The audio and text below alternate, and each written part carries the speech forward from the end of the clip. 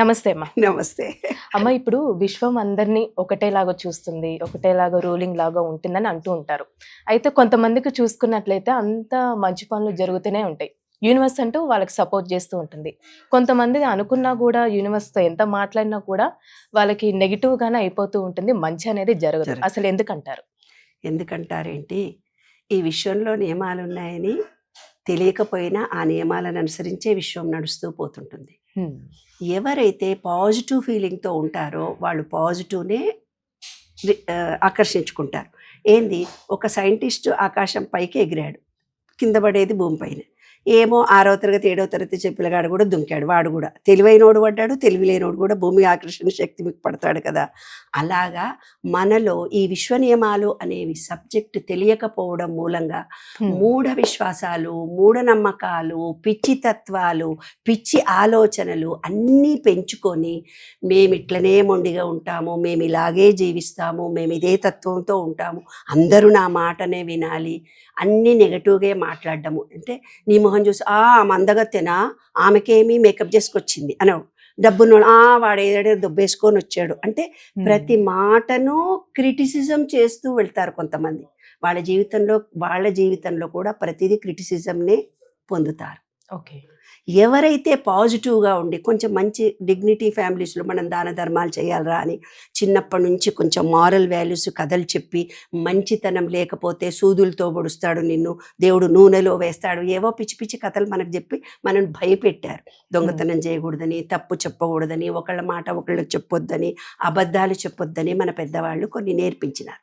అలాంటి మంచి సంస్కారమైన కుటుంబంలో పుట్టి పెద్దవాళ్ళు మనకు తోడున్నప్పుడు ఆ జ్ఞానము మనకు అందుతుంది. ఎవరు లేకుండా పెరిగారనుకో, తల్లి తండ్రి ఇద్దరు లేరు, వాడికి ఏదో గాలికి పెరిగాడు, వాడి ఇష్టం వచ్చినట్టు నిర్ణయాలు చేసుకొని పెరిగాడు కాబట్టి వాడి ఇష్టం వచ్చినట్టే ఎవరు చెప్పినా వాడినాడు.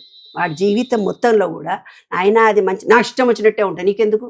ఇప్పుడు నిర్మలా మేడం వచ్చి ఆమెకు విశ్వ నియమాల గురించి తెలుసు, నాకు అన్నీ తెలిసిపో అంటాడు వాడు. ఎందుకు వినడు. ఒక తల్లి నాకు ఫోన్ చేస్తుంది, ఫోన్ చేసి ఏమంటుంది, మా పిల్లగాడు చెప్పిన మాట వినడు, చెప్పినట్టుగా వినడు, ఎక్కడెక్కడో తిరుగుతాడు, వాడంతా చెడిపోతున్నాడు, నిర్మలా మేడం మీరు ఆశీర్వదించండి. నేను ఇక్కడి నుంచి ఆశీర్వదిస్తే వాడు బాగుపడడు, నీవు అక్కడి నుంచి నా కొడుకా నువ్వు విని ఉంటే కొడుకు వినడు, కూతురు కూడా వినరు. వాళ్ళంతలా వాళ్ళే మాకెందుకు ఈ జీవితం ఇలా వచ్చింది, మేమెందుకు మంచి నేర్చుకోలేకపోతున్నాము, మేమెందుకు తప్పుదారిలో నేను వెళ్తున్నాను, నాకే ఎదురు దెబ్బలు ఎందుకు వస్తున్నాయి అని ఇంటర్నల్గా వాడు ఆలోచించుకోవడం మొదలు పెడితే, పూర్వీకులు అన్నారు గురువు వస్తాడు, గురువు వచ్చి మీకు ఉపదేశం, గురువు అంటే మన దేశంలో ఉండే గురి, మన ఆలోచనలు గురి ప్రకారం ఇంటర్నల్గా వెళ్ళినప్పుడు మనకే సొల్యూషన్ దొరుకుతుంది. కానీ వేరే వాళ్ళు ఇస్తే దొరకదు, వేరే వాళ్ళు ఇస్తే నమ్మరు, వేరే వాళ్ళు చెప్తే చెయ్యరు. ఎంత ముసలోళ్ళని దగ్గర చూసుకో, ఏంది ఈ కూరలో ఉప్పు వేయలేదంటాడు. ఓల్డేజ్ హోమ్లో నానా హింస పెట్టి చంపుతారు ముసలోళ్ళు. ఎందుకు, వాళ్ళు చిన్నప్పటి నుంచి కూరలో ఉల్లిపాయలు టమాటాలు వేస్తేనే తిన్నాడు. ఆ వంట ఆమె వేరే వంట చేస్తే తిన్నాడు, ఎందుకు టమాటా వేయలేదు అని కొట్లాడతాడు. ఎందుకు, చిన్నప్పటి నుంచి అదే పెరిగాడు. కాబట్టి మూర్ఖపు విశ్వాసాలతో నెగటివిటీ ఇచ్చేవాళ్ళు ఈ విశ్వంలో ఉండే నెగటివిటీనే స్వీకరిస్తారు. ఎవరైతే పాజిటివ్గా ఉండి అందరినీ పొగిడి, అందరిలో ఒక ప్రత్యేకత ఉంటుంది. నేను ఇదే చెప్తున్నాను అందరికీ యూట్యూబ్లో, నాన్న రోజు ఒక్కటి పొగడండిరా, ఒక చెట్టుకు నీళ్లు పోయండిరా, ఒక్క రూపాయి కూడా ఎవరికి ఇవ్వకుండా నాకు డబ్బులు కావాలంటే ఎక్కడి నుంచి వస్తుంది, ఈ పెట్టి పుట్టాలి అని అన్నారు మన పెద్దవాళ్ళు సీక్రెట్గా. మనం ఏమిచ్చామో అదే పొందుతాం, కానీ లేనిది రమ్మంటే రాదు. అయితే ఇప్పుడు నువ్వు ఇంకో క్వశ్చన్ అడగచ్చు, ఇవాళ అడిగితే అట్రాక్షన్ అలా ఫలిస్తుంది అంటున్నావు కదా, మరి ఎందుకు ఫలించట్లేదు? నువ్వు ఇవ్వడం మొదలుపెట్టు, నీకు ఆటోమేటిక్ వస్తుంది. ఫస్ట్ మనం ఇవ్వాలి. ఎస్, ఎలా ఇవ్వాలి? యూట్యూబ్లో మంచి వచ్చినాయి అనుకో, వాయు పాస్ అని చెయ్యి. లేదు, ఒక మంచి పుస్తకాన్ని కొని అందరికి గిఫ్ట్లీ. ఒక రోజు నువ్వు భోజనం పెడతావు నాన్న ఒకళ్ళకి, ఒక్కరోజే మర్చిపోతారు. జ్ఞానదానాన్ని చెయ్యి. ఒక పుస్తకం నువ్వు 500 పెట్టి కొనుక్కున్నావు అనుకో, నువ్వు చదివిన తర్వాత ఇంకో 10 మంది చదువుతారు కదా, 10 మందిలో 20% జ్ఞానం వచ్చిన ఆ పర్సంటేజ్ కూడా విశ్వం నీకే ఇస్తుంది కదా. నువ్వు ఏదైనా కోరిక కోరినప్పుడు ఆ విశ్వం ఆ కోరిక ఆ బ్యాలెన్స్ కూడా నీకు వస్తుంది కదా. అదే నువ్వు నెగటివిటీ ఇచ్చావనుకో, ఎంతమందిని నీవు హింసించావో మాటల ద్వారా, ఎంతమందిని నువ్వు నెగటివ్ వైబ్రేషన్ కలిగే వీడియోలు పంపించావు, ఎన్ని నెగటివ్ కలిగించే మాటలు నువ్వు మాట్లాడావో అవన్నీ విశ్వంలో ఉంటాయి. విశ్వానికి మంచి చెడు తెలియదు, నీ తలరాత నువ్వే రాసుకుంటావు అన్నాడు.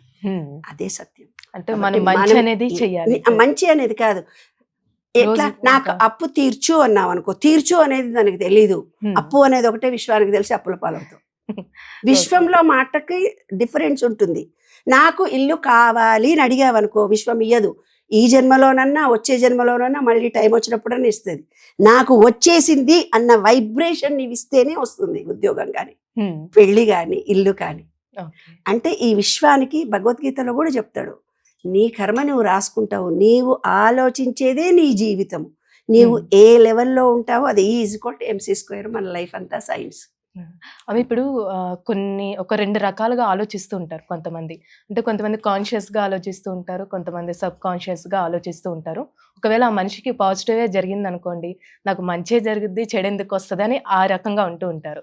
ఒకవేళ చెడే జరిగిందనుకోండి జీవితంలో, మంచి జరుగుతుందన్న కూడా వాళ్ళకి నమ్మకం అంటూ ఉండదు. అసలు ఎందుకు ఈ విధంగా ఆలోచనలుంటాయి? అంటే మన మనుషులకి consciousness, sub consciousness, super consciousness 3 ఉంటాయి. 3. Consciousness, sub consciousness, super.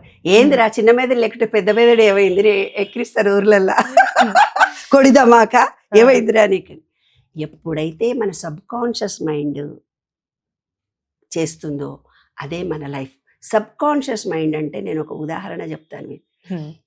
సైకాలజీలో ఎవరు సైకాలజీ చదువుకున్నా వాళ్ళందరికీ తెలుసు, కుక్కను కట్టేసి ఉంచుతారు ఎవరన్నా వస్తే, అది కట్టేయకుండా అక్కడ పెట్టినా కట్టేసింది అనుకుంటారు. ఏనుగు కూడా అంతే, కట్టేసి దాన్ని తిప్పుతూ దాన్ని ట్రైనింగ్ ఇస్తాడు. కట్టేయకుండా వదిలిపెట్టినా అమ్మో పొడుస్తాడు వీడు, నన్ను ఎవరో పొడిచి రక్తం వస్తుంది, నేను పడిపోతాను, కొడతారు అన్న భయంతో కట్టేయకున్నా కూడా కొన్నాళ్ళ తర్వాత సబ్ కాన్షియస్ మైండ్లో కట్టేసినారన్న ఫీలింగ్ తోటే బతుకుతారు. ఎలా సబ్ కాన్షియస్ మైండ్ నీకు పని చేస్తుందో నేను ఉదాహరణ చెప్తాను. సబ్ కాన్షియస్ మైండ్ అనేది ఒక ఫీలింగ్, అదే నీ దేవుడు, నీ మనసులో దేవుడు. అంటే ఏంది, కాన్షియస్నెస్తో ఫోన్ వచ్చిందా నేను తీసుకుంటాను, నేను ఏ పనులు చేయాలి అవన్నీ గుర్తు పెట్టుకొని చేస్తావు. చదువుకున్న సబ్జెక్టును సబ్ కాన్షియస్ మైండ్ స్వీకరించినప్పుడు నువ్వు ఎగ్జామ్లో నువ్వేమనుకుంటే అవి రాయగలుగుతావు. ఈ సబ్ కాన్షియస్ మైండ్ ఫీలింగ్తో సహా ఏది ఇస్తావో అదే చేస్తుంది ఈ సబ్ కాన్షియస్ మైండ్. ఇద్దరు ఒక అబ్బాయి అమ్మాయి చాలా బాగా ప్రేమించుకున్నారు. ప్రేమించుకున్నంతసేపు వాళ్ళు ఎంత బాగా ఉన్నారంటే అన్యోన్యతతో బాగా బాగా బాగా కలిసి ఉన్నారు. ఇక ఆయన తప్ప నేను వేరే ఏం చేసుకోను అనుకొని ఆ అబ్బాయిని పెళ్లి చేసుకొని ఇంట్లోకి వచ్చాడు. ఇంట్లోకి వచ్చి తీసుకున్న తర్వాత పొద్దున్నే లేచి టీ ఇస్తుంటే పటాన్ తిట్టాడు. ఏమనుకుంటున్నావు, నేను లేవకముందే నాకు టీ ఇస్తున్నావు. ఆ అమ్మాయి అవాక్కైపోయింది. అదేంటి, నిన్న మొన్న అందాలగత్తె అన్నాడు, చంద్రుణ్ణి చూపిస్తా అన్నాడు, చుక్కలు చూపిస్తా అన్నాడు, నీ అంత అందగత్తె లేదన్నాడు, నేను పెళ్లి చేసుకొని మామూలుగా ఆయనకు టీ తెచ్చిస్తే నన్ను ఇన్ని బూతులు తిడుతున్నాడు అని. అతను పుట్టి పెరిగినప్పటి నుంచి వాళ్ళ అమ్మా నాన్న కొట్టుకోవడం తిట్టుకోవడమే చూశాడు.